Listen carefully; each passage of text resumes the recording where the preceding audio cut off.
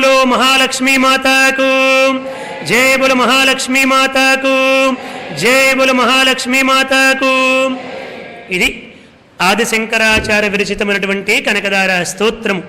ఈ కనకదార స్తోత్రాన్ని ఎవరైతే ఈ కనకదార స్తోత్రముతో అమ్మవారిని ప్రార్థన చేస్తారో, గత జన్మలలో అజ్ఞానము వల్ల, అహంకారము వల్ల, తెలిసి తెలియక గ్రహపాట్లు పొరపాట్ల వల్ల చేసినటువంటి తప్పులు పాపాలని క్షమించి అమ్మవారు వారికి మంచి బుద్ధిని, మంచి జ్ఞానాన్ని ప్రసాదించి అమ్మవారి యొక్క సంపూర్ణమైనటువంటి అనుగ్రహాన్ని అనుగ్రహించి వారి దారిద్ర్యపు బాధలన్నీ కూడా తీరుతాయని ఫలశ్రుతి తెలియపరుస్తూ ఉంది.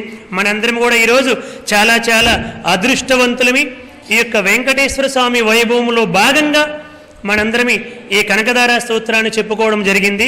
మనందరికీ కూడా అమ్మవారి యొక్క దివ్యమైనటువంటి సంపూర్ణమైనటువంటి అనుగ్రహ ఆశీస్సులు ఎల్లవేళలా ఉండాలని హృదయపూర్వక ప్రార్థన.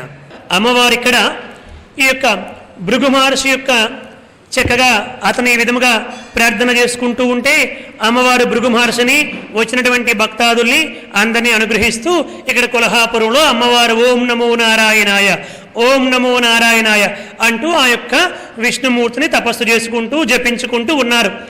మరి అక్కడ స్వామి లక్ష్మి లక్ష్మి లక్ష్మి లక్ష్మి అని చెప్పంటూ ఒక సాధారణటువంటి మానవుడి కంటే కూడా మహాఘోరాతి ఘోరంగా విలపించారు స్వామివారు. ఎంతలా విలపించారంటే అక్కడ జైవిజులు ఉంటారు కదా, ఆ జైవిజులు ఇద్దరికి కూడా చాలా దుఃఖం వచ్చేసిందంట. ఏమిటి భృగు మహర్షి ఇలా చేశాడు, ఈ భృగు మహర్షి రావడం వల్ల కదా ఇదంతా కూడా జరిగింది, మా స్వామికి ఇంత కష్టం వచ్చింది, మా లక్ష్మి మా అమ్మవారు స్వామివారిని వదిలిపెట్టి వెళ్ళిపోయారు, ఈ కష్టాన్ని మేము భరించలేకపోతున్నామని చాలా దుఃఖానికి గురైపోతే అప్పుడు పరమేశ్వరుడు ప్రత్యక్షమై, నాయనా జైవిజులారా, ఇదంతా మీ స్వామివారు ఆడుతున్న ఒక లీలా నాటకం, ఇది మీరేమీ దీనికేమి దుఃఖపడవలసిన అవసరం లేదు, మీరేమీ కలత చెందొద్దని చెప్పి ఓరడిస్తే, అమ్మ స్వామి మీరే కావాలి నాటకం ఆడేసి మనల్ని మీరే ఈ విధంగా ప్రవర్తిస్తున్నారా, ఇదంతా మీ త్రిమూర్తులు ఆడుతున్న నాటకమా, అయితే మీ నాటకంలో మేమెందుకు వెళ్ళి పెట్టాలి అని వీళ్ళు కూడా సైలెంట్గా ఉండిపోయారన్నమాట. అప్పుడు ఇంకా స్వామి అయితే ఎలా విలిపించారంటే, ఇంకా లక్ష్మి లక్ష్మి అసలు ఈ భూలోకములో స్వామివారు ఆడే మాటలు చూడండి. ఈ భూలోకములో ఋషులందరూ ఎందుకు అసలు ఈ యాగము చెయ్యాలి, పోనీ చేసేరే అనుకో ఆ యాగాన్ని చూడడానికి నారదుడు ఎందుకు వెళ్ళాలి, పోనీ వెళ్ళాడు అనుకో నారదుడు, వెళ్ళినటువంటి వాడు త్రిమూర్తుల్లో అగ్ర పూజ అర్హుడెవరు, సత్వగుణాధిక్యుడెవరని ఎందుకు వాళ్ళని ప్రేరేపించాలి, పోనీ ప్రేరేపించేది అనుకో ఈ భృగు మహర్షి నేనే తగుదునమ్మ అనుకుని ఎందుకు బయలుదేరి రావాలి, పోనీ వచ్చాడు అనుకో నా వక్షస్థలం ఎందుకు తన్నాలి, తన్నేడే అనుకో అది కూడా లక్ష్మి ఉండే స్థానాన్ని ఎందుకు తన్నాలి, ఇదంతా కూడా నాకు ఈ విధముగా నా లక్ష్మిని దూరము చేశారు వీళ్ళందరూ కూడా అని చెప్పి హృదయ విదారకరంగా విలిపించారంట స్వామివారు. ఎంత గొప్ప జగన్నాటకమో చూడండి అదంతా కూడా. అలా స్వామివారు అలా ఏడుస్తూ లక్ష్మి లక్ష్మి లక్ష్మి అని విలిపించుకుంటూ వచ్చారు. అలా చూస్తూ ఉంటే ఇంకా ఆయన కిందకి రావాల్సినటువంటి సమయం ఆసన్నమైంది కదా. నారద మహర్షి బ్రహ్మదేవుడి గారికి చెప్పారు, బ్రహ్మదేవ ఇంకా శ్రీమన్నారాయణమూర్తి లక్ష్మి లక్ష్మి అనుకుంటూ భూలోకానికి వచ్చేస్తారు, కాబట్టి ఇప్పుడు ఆయనకి కావలసినటువంటి ఏర్పాటు మనము చెయ్యాలి అని చెప్పి అన్నారండి. అప్పుడు ఏర్పాటు చేశారు. ఏమిటి ఏర్పాటు చేశారు? స్వామివారు రావడానికి శ్రీకాళహస్తి నుంచి శేషాచలం వెళ్ళే మార్గములో ఒక చింత చెట్టుని, ఒక వాల్మీకాన్ని ఏర్పాటు చేశారన్నమాట. స్వామివారు రావడం కోసం బ్రహ్మదేవుడు స్వయంగా ఏర్పాటు చేశారు. ఇంకా స్వామివారు అక్కడ అడిగారన్నమాట. సౌనికాది మహామునులకి అనుమానం వచ్చి ఆ యొక్క సూత మహర్షిని అడిగారు, స్వామి ఆ పుట్ట ఎందుకు ఏర్పాటు చేశారు, ఆ పుట్ట తాలూకు ప్రాశస్త్యం ఏమిటి, ఈ చింత చెట్టు ఏమిటని చెప్పి అడిగితే, నాయనా దశరథ మహారాజు రామచంద్రమూర్తి అరణ్యాలకు వెళ్ళిపోయినప్పుడు ఆ రామ రామ రామ రామని విపరీతంగా దుఃఖించాడు. అంటే ఎంతో చింతతో చనిపోయాడు దశరథ మహారాజు. అందుకని ఆ దశరథ మహారాజుకి ఆనాడు వరం ఇచ్చాను. ఆ కారణం చేత ఇప్పుడు ఆ దశరథ మహారాజునే మరల ఆ రాముడే ఈ వెంకటేశ్వర స్వామిగా రాబోతున్నారు కాబట్టి అందుకోసమని చెప్పి ఆ చింత చెట్టులోనికి దశరథ మహారాజు యొక్క శక్తిని ప్రవేశపెట్టాను. ఇప్పుడు ఆ చింత చెట్టు ఎవరని చెప్పంటే దశరథ మహారాజు మాట. మరి ఇప్పుడు వాల్మీకము ఎవరని చెప్పంటే దశరథ మహారాజు యొక్క భార్య అయినటువంటి కౌసల్యయే ఈ యొక్క వాల్మీకము పుట్ట. అంటే కౌసల్యమాత యొక్క పొట్టే ఈ పుట్టమాట. ఇప్పుడు స్వామివారు లక్ష్మి లక్ష్మి లక్ష్మి అనుకుంటూ భూలోకానికి వచ్చేసరి ఇంకా లక్ష్మి లేనటువంటి ఈ వైకుంఠములో నేను ఉండలేను, నా లక్ష్మి భూలోకానికి వెళ్ళిపోయింది కాబట్టి నేను కూడా భూలోకానికి వెళ్ళిపోతానని స్వామివారు నేరుగా వచ్చేశారు. వచ్చేస్తే అప్పుడు రుద్రుడి యొక్క ఫాలనేత్రాన్ని తెరిచి మూడో నేత్రాన్ని తెరిచి ఎక్కడికి వెళ్ళాలో దారి చూపించారు. ఆ దారి నేరుగా ఈ యొక్క వాల్మీకాన్ని సూచించింది. ఆ వాల్మీకములోనికి వచ్చేసారు స్వామివారు. అది లోపల చాలా పెద్ద భాగము, చాలా పెద్ద పుట్టమాట. సహజంగా వచ్చినటువంటి పుట్టనే ఆ విధముగా ఏర్పాటు చేయించారు. అదేదో తయారు చేయడము కాదన్నమాట, సహజంగా మట్టితోనే పుట్టను ఏర్పాటు చేయించారు బ్రహ్మదేవుడు. ఆ పుట్టలోనికి స్వామి వెళ్ళిపోయారండి. అంటే కౌసల్యామాత యొక్క గర్భము మాట ఆ యొక్క పుట్ట. పక్కన ఉన్నటువంటి చింత చెట్టు ఎవరు? దశరథ మహారాజు. అలా అక్కడ వాళ్ళు ఉన్నారు. లోపలికి వెళ్ళిపోయి లక్ష్మి లక్ష్మి లక్ష్మి అని లక్ష్మిని స్మరిస్తూ స్వామివారు ఉన్నారు. అక్కడ కొల్హాపురంలో మహారాష్ట్రలో అమ్మవారు నారాయణమూర్తి నారాయణమూర్తి స్వామి స్వామి ప్రభు ప్రభు అని అక్కడ అమ్మవారు విలిపిస్తున్నారు. ఇలా ఇద్దరు కూడా ఉంటుంటే అప్పుడు స్వామివారికి భూలోకానికి వచ్చేసరి కదా, మరి అక్కడంటే భృగు మహర్షి అమ్మవారికి ఆ యొక్క ప్రథమ నైవేద్యము, ప్రథమ పూజ, ప్రథమ సేవ అన్ని చేస్తున్నాడు. మరి స్వామివారు భూలోకానికి వచ్చేసరి కదా, స్వామివారు లక్ష్మి లక్ష్మి లక్ష్మి అంటూ ఆకలి ఆకలి ఆకలి అనడం మొదలుపెట్టారంటండి. చూడండి, సాక్షాత్తు 14 లోకాలు తన కుక్షలో పెట్టుకున్నటువంటి ఆ శ్రీమన్నారాయణమూర్తికి ఆకలి వేసిందంట. అందుకని ఆయన నీరసం అయిపోయి ఆకలి ఆకలి ఆకలి అనడం మొదలుపెట్టారు. అప్పుడు నారదుడు వచ్చి వెంటనే అమ్మవారి దగ్గరికి వెళ్ళారు. అమ్మా, కొల్హాపురానికి వెళ్ళారు. అమ్మా, నువ్వు ఇక్కడ బాగా తపస్సు చేసుకుంటున్నావు, కానీ నీ నాథుడు అక్కడ ఆకలితో అలమటించిపోతుంటే నువ్వు ఇక్కడ తపస్సు చేసుకుంటున్నావా లక్ష్మీమాత అని ప్రార్థన చేశాడు. అమ్మవారు ఒకసారి చూసి ఏమిటి ఏమిటి నారద ఏమి చెబుతున్నావంటే, అవునమ్మా నువ్వు భూలోకానికి వచ్చేసావని చెప్పి నిన్ను వదిలిపెట్టి ఉండలేక స్వామివారి కూడా భూలోకానికి వచ్చేశారు. ఒక వాల్మీకంలో చేరి లక్ష్మి లక్ష్మి అని విలపిస్తున్నారు.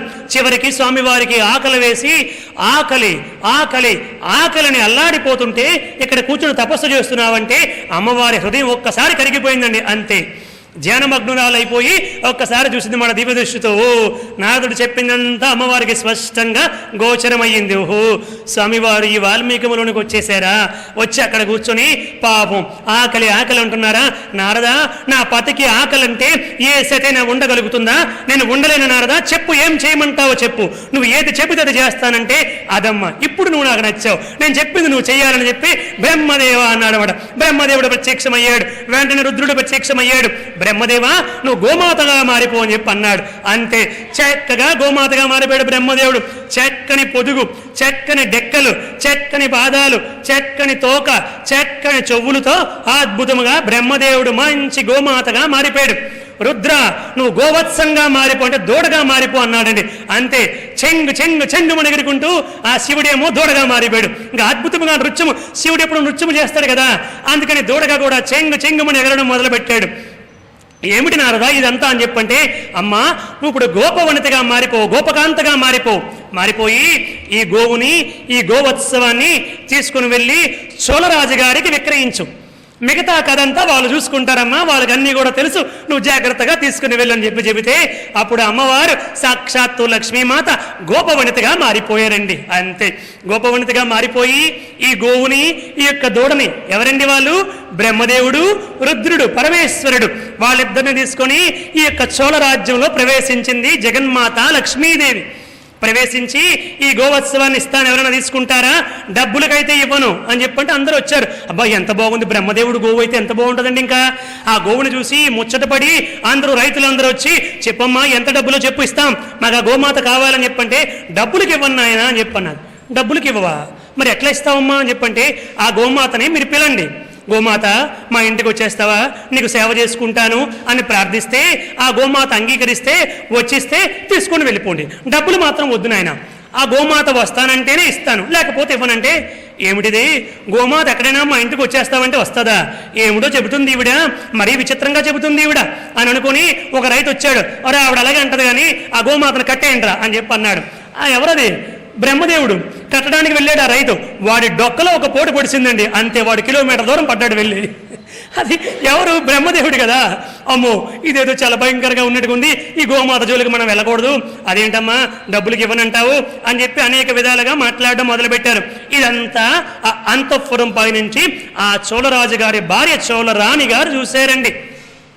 ఆవిడ చూసి ఈ విషయాన్ని ఏమిటే కింద జరుగుతుందని చెప్పంటే ఆ పరిచారులు అంతఃపుర కాంతలు వెళ్ళి చెప్పారు, అమ్మా ఎవరో ఒక గొప్ప వనిత వచ్చింది, ఒక గొప్ప గోమాతను తీసుకొచ్చింది, ఆ గోదూడ కూడా చెంగు చెంగు చెంగుమని అద్భుతముగా నృత్యము చేస్తుందమ్మా, ఆ గోవుని గోవత్సాన్ని తీసుకొని వచ్చింది, డబ్బులకి అమ్మదంట, ఏమిటో అర్థము కాదు, ఆ గోమాత వచ్చేస్తావా, మా ఇంటికి తీసుకుని వెళ్తాను, నిన్ను బాగా సాకుతాను, నీకు బాగా సేవ చేసుకుంటానని చెప్పి అడగాలంట.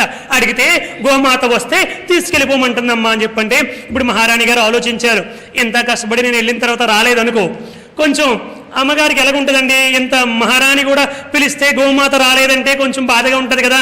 అందుకని లోపలికి వెళ్ళి ఆ యొక్క పరమాత్ముడికి బాగా పూజించి నమస్కారం చేసి అక్కడికి వచ్చారన్నమాట. అయితే అలా ఆ గోవత్సవానికి నమస్కారం చేసి లోపలికి వెళ్ళి ఆ భగవంతుడికి బాగా పూజించి అప్పుడు వచ్చారన్నమాట.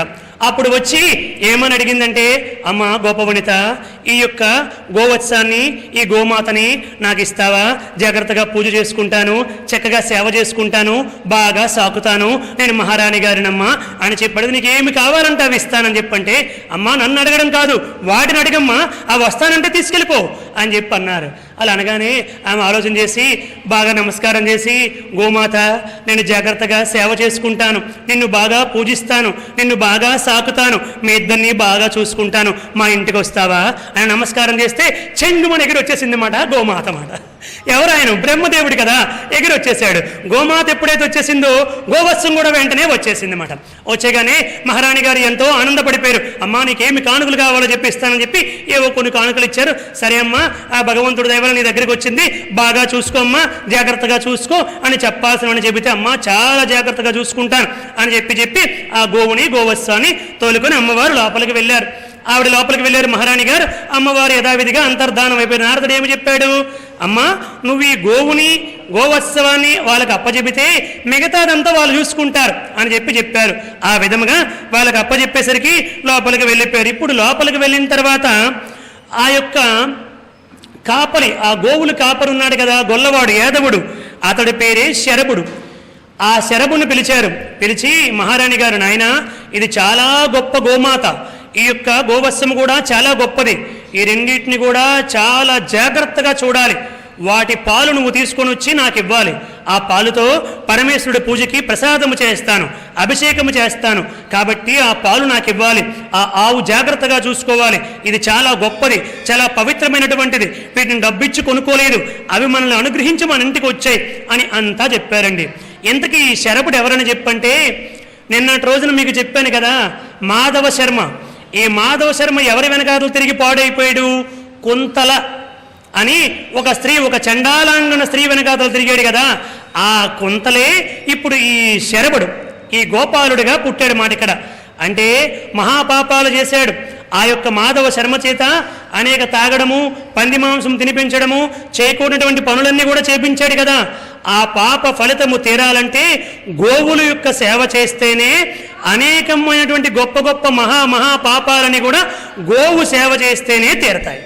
అందుకోసం అని చెప్పి ఇప్పుడు ఎక్కడ పుట్టాడు, గోపాలుడిగా పుట్టాడు మాట. వాడి పేరు శరభుడు. ఆ శరభుడికి ఈ గోమాతని అప్పచెప్పడం జరిగింది. మిగతా కథా విశేషాలన్నీ కూడా రేపటి రోజు ఆ గోమాత ఏమి చేసింది, ఆ శ్రీమన్నారాయణమూర్తి ఏ విధముగా వారందరూ కూడా అనుగ్రహించినటువంటి విషయాలని కూడా రేపటి రోజు చెప్పుకుందాం. ఏడుకొండలవాడ వెంకటరమణ గోవింద గోవింద, ఆపద ముక్కులవాడ అనాథ రక్షక Govinda Govinda. Thanks for watching. Please comment, like, share and subscribe our channel.